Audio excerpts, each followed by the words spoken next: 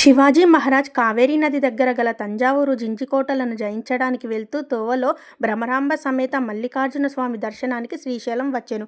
24 మార్చి 1677 ఇక్కడ దేవాలయానికి ఉత్తర ద్వారం గోపురం కట్టిస్తున్న దృశ్యం కూడా చూడవచ్చు.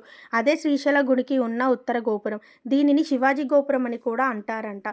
శ్రీశైలం నుంచి బయలుదేరి శివాజీ మహారాజు గారు తిరుపతి వెళ్ళారంట. అక్కడ బాలాజీ వెంకటేశ్వర స్వామి దర్శనం కూడా చేసుకున్నారంట.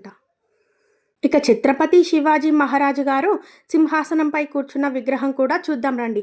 ఆయనతో పాటు ఆయన మేనమామ గారి విగ్రహం, ఇంకా ఇతర ముఖ్యమైన వాళ్ళ విగ్రహాలు కూడా ఇక్కడ ఉన్నాయి. ఆయనకు రైట్ సైడ్లో వారి అమ్మగారు జిజియాబాయి, ఆవిడ పక్కన శివాజీ ఛత్రపతి మహారాజు గారి కొడుకు శంభాజీ మహారాజు గారి చిన్నప్పటి విగ్రహం కూడా ఉన్నాయి. ఇవి చూడటానికైతే 2 కళ్ళు సరిపోవు, అంత బాగున్నాయి.